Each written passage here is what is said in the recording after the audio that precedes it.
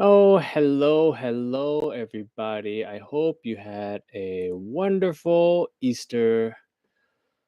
Things are going. That's what's up. Things are going on. Let's see. What is going on in the world right now? What did I see? I saw that Mr. Trump increased the tariffs again and closed the I guess the loopholes, where Shin and Timu were kind of exporting their stuff. I saw this article today that they are at least there's a whole, I don't know if you guys know how manufacturing works in China, but what they do is they set up whole areas dedicated to certain industries, and there's this area just dedicated just to make Sheen stuff, and I guess they're shutting down their factories. And I find this pretty interesting, so I just want to see if I can. All right. Time I tried to share something, it didn't work. But if it's blacked out, I'm sorry. I'm still trying to figure this out. Anyways, let's see. Trump removed the de minimis policy, which goes in effect May 2nd. So it's been a long time now.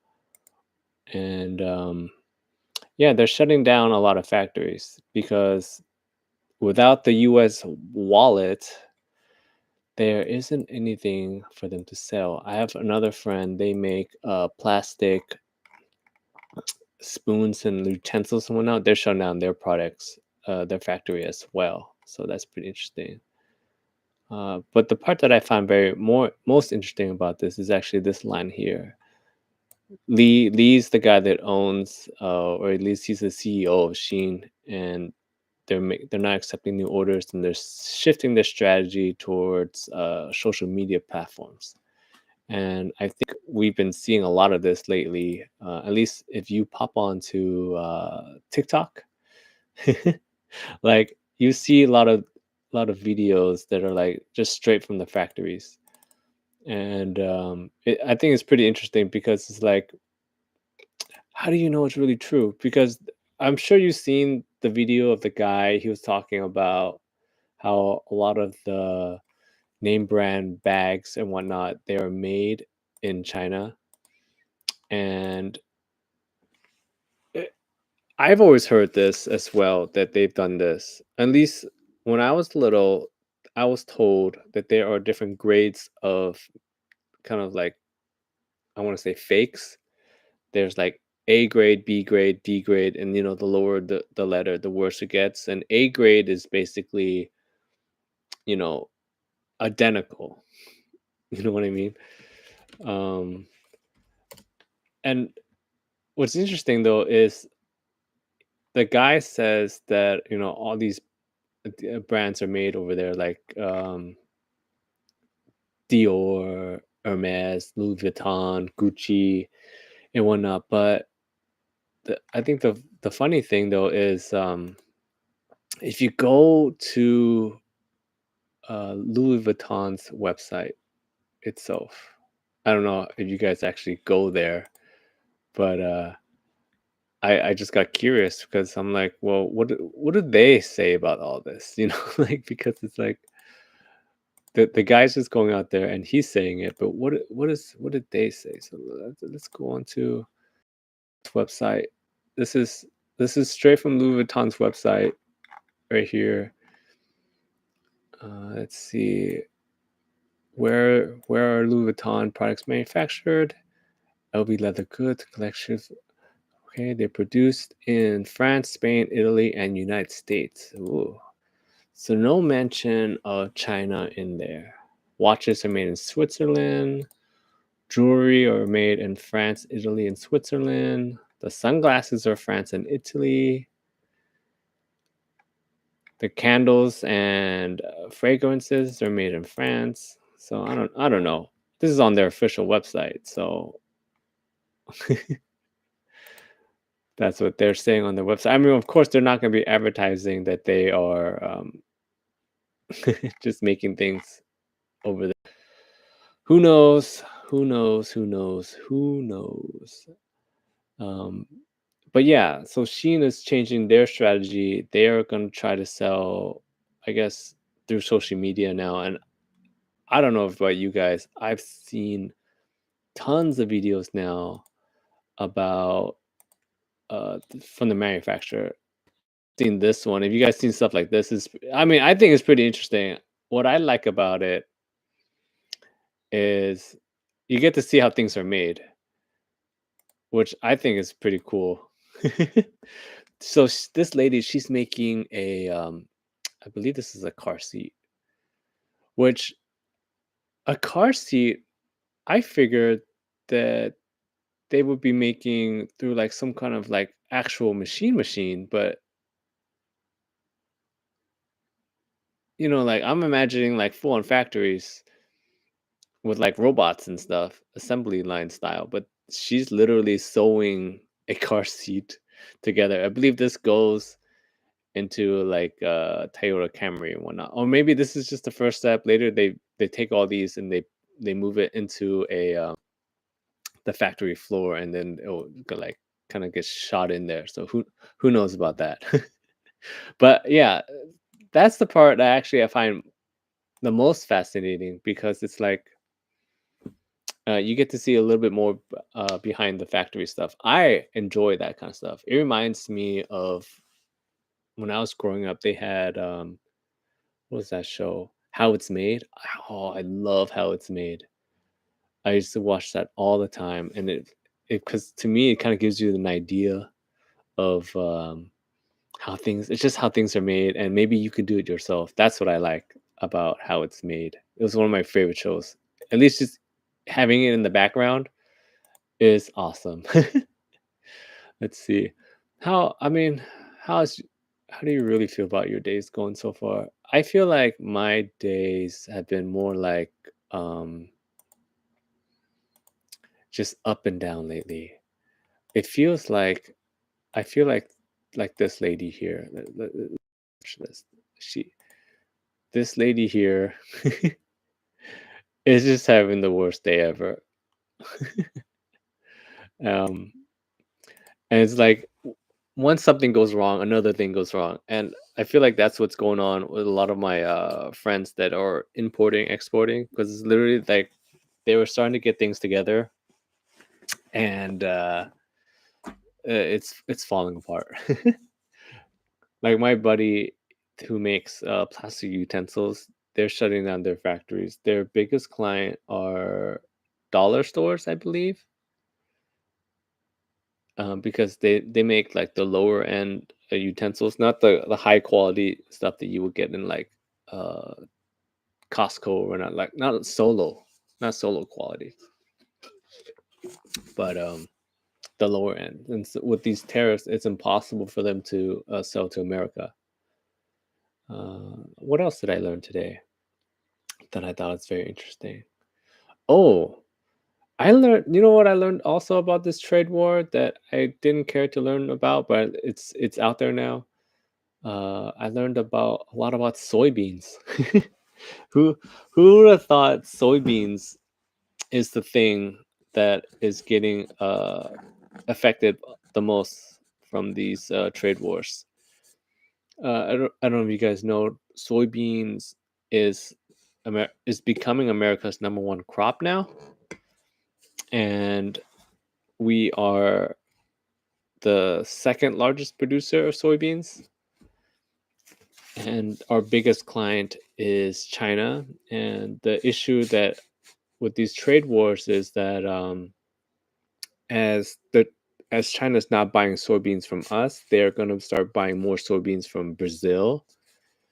And it's one of those things where the American farmers are dependent on this soybean business. Because I mean, I don't know. I just learned a whole bunch about soybeans recently. So apparently, what they do is, you grow corn, and then you rotate the corn with soybeans, because the corn takes the nutrients out of the soil, right? And you want after the you grow a crop of corn, you want to grow a crop of beans to put nutrients back into the soil. So it's like corn, soybeans, corn, soybeans, corn, soybeans. It's like a never-ending cycle.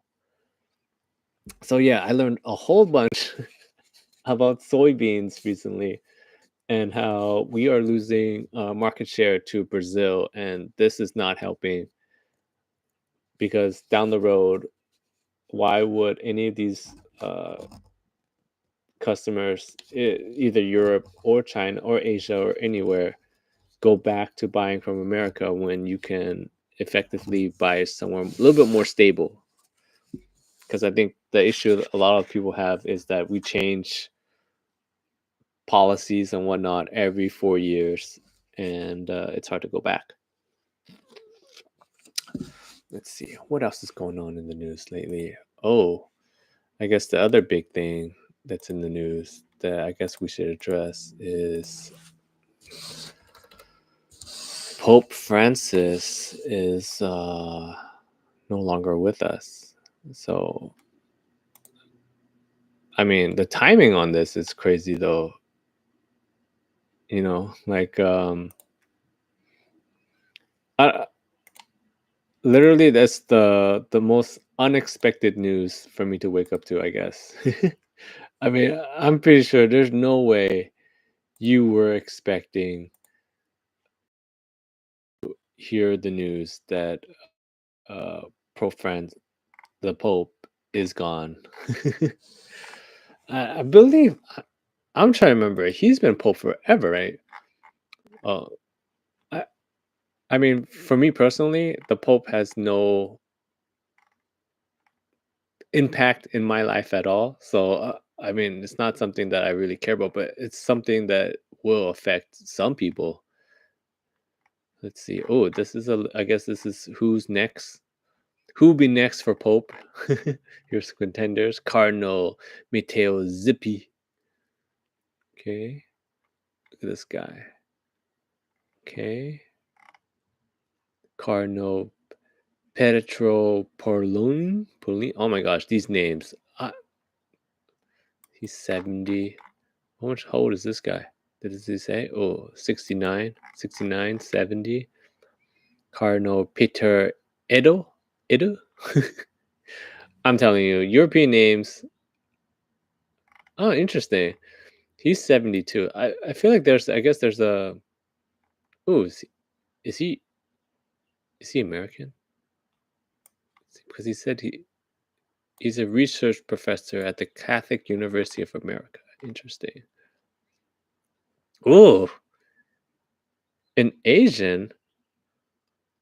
Whoa, whoa, whoa, whoa. Cardinal Antonio Gokim Tagel? Okay, very interesting. Dubbed as the Asian Pope Francis? Oh, whoa there.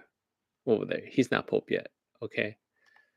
Uh, Let me know if you guys can actually see when I share the screen, because I guess in the last one I had a lot of issues. And I'm trying to work on how to fix it. Let's see. Interesting. So he's Filipino. Filipinos are very big in the Catholic Church. Okay, very interesting. But an Asian Pope, whoa, that would be super progressive, I guess. I it that's not happening.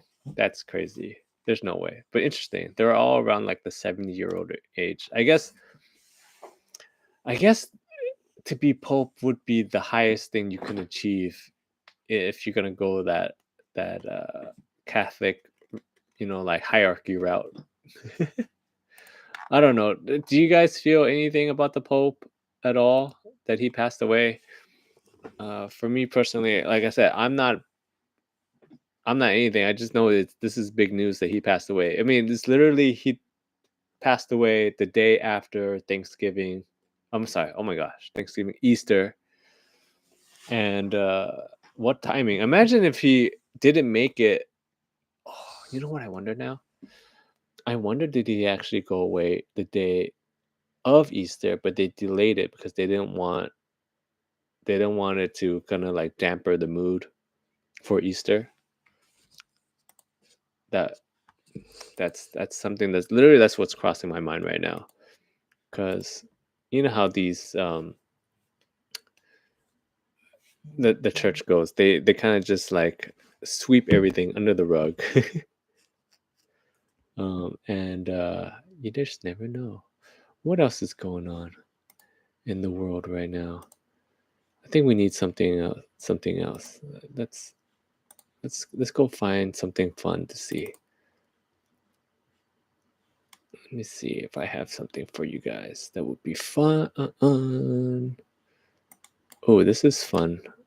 I like this. Let's see if I can.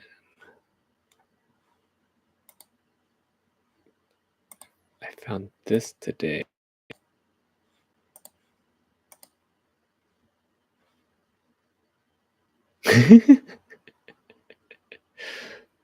Oh, he's having a bad day too. Oh my goodness. I wa- uh, I don't know if you guys saw, but that's literally a guy. That's a wake up call for sure. That's definitely a wake up call. I'm pretty sure after he fell down, he is contemplating his whole life right now.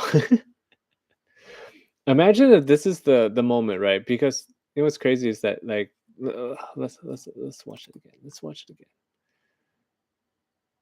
What I find interesting is that they um they film it, right?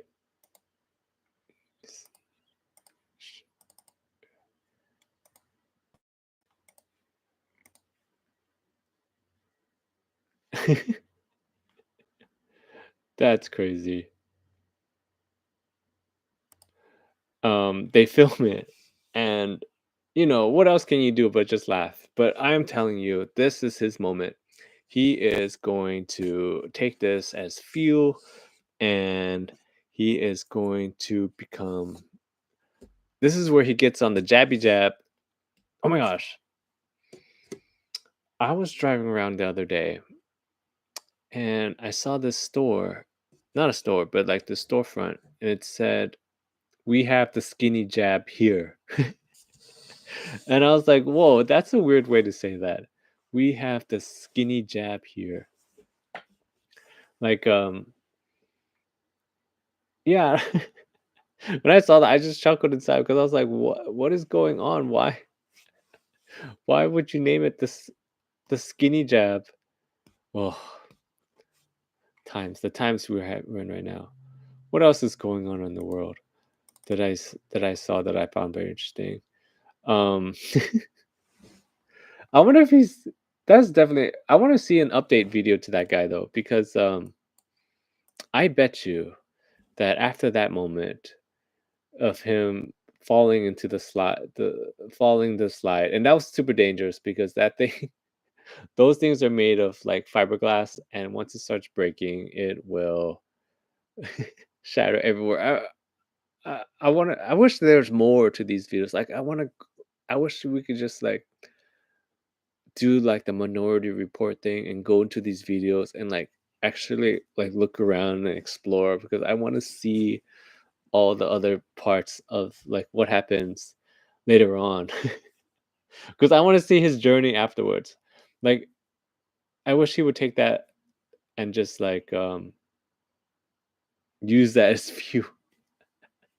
I don't know. That's crazy. What else did we have for you guys here? Oh, I saw this today.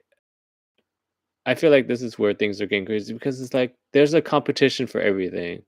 This is roofing competition that I found. And I mean, yes, this is very impressive, right? I find it very cool that they're doing this roofing competition. And, you know, she's going, and from what I can see, she's beating everybody. But at the same time,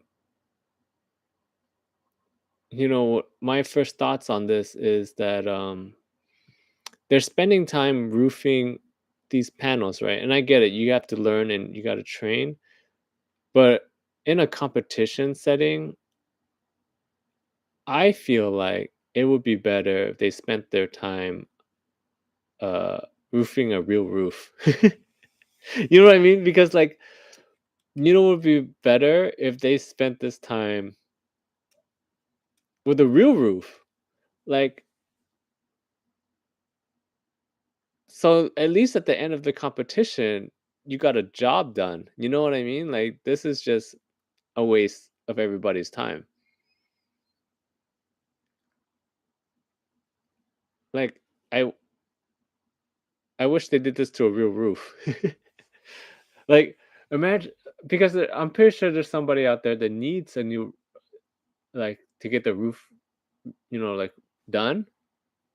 Instead of having this competition just wasting all these resources and time and whatnot, they should find someone that has a roof that really does need to get done and then have the competition. And then the competition should be how many of these sheets that they can put on, right, in a certain amount of time. And that should be the competition. And then it's like a double whammy because you get to see who's the fastest at the same time. You get money from getting the job done, right? But I don't know if you guys. I'm pretty sure if you ever done any kind of job that's like this, you already have this competition internally. Because every single time I've done jobs, I used to work for a document copying company, and we used to have competitions who could make the most copies. And this was like one of my first jobs. I want to say senior year, literally just making copies of documents and trying our best not to read the the documents. I'm talking about like court cases and whatnot, like sensitive stuff. But we're like, just make the copies and not not read them. But some of the times you just can't help it. But yeah, I feel like they should have done this competition while doing a real roof because they look at this. She did this section, and if you combine that with the other person's section, that's like half of a roof. And I'm pretty sure there's other people. They could have finished the whole side of the roof already in 5 minutes. So like 10 minutes, then they could have finished a whole roof. you know. Anyways, what else is going on?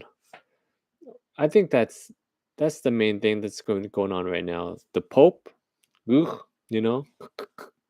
So we'll see who's next. I thought it was interesting. There's an Asian guy in the mix to become the next Pope. Most likely not. Oh, that would be a fun game. Oh, let me go back to that list of popes. Um, let me go back to that. Where where was that list I saw? Who's next? All right. Let's take some bets. That would be fun. Let's take bets on who would be the next Popey. Again, fix this. Last time I was doing all the sharing screens and stuff. Um, it didn't turn out very well, but somebody let me know if you can see the screens and whatnot because I'm sure I'm trying a new program. Okay, anyways, let's see. We have Cardinal Mateo. Okay, we have Cardinal. Oh, this guy looks serious though. All right, we got Cardinal Peter Edo and the Asian Pope Louis Antonio. Oh, is there more? All right. Of these people, let's take bets on who do you think is going to win. Let's see, fifth of six. This guy's got. Let me try to figure.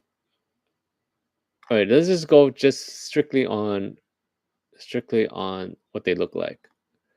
Okay, there's this guy, Mateo.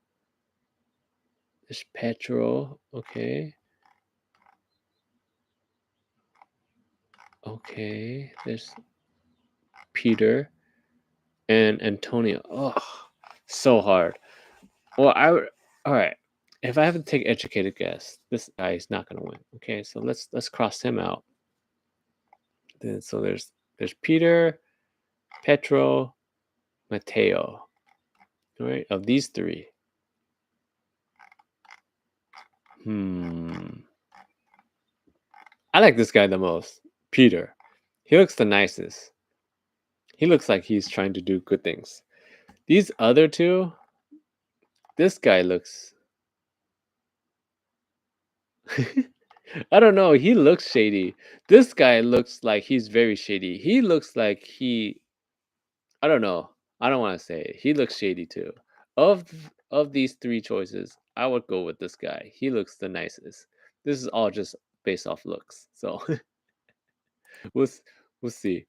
Um I think that's basically the main things that are on the news right now. Tariffs went up. Uh oh, we didn't even talk about it. Pete Hegseth got caught in another Signal chat, but this time, like, this is worse because yeah, I guess we have to talk about it because this is something that is big right now.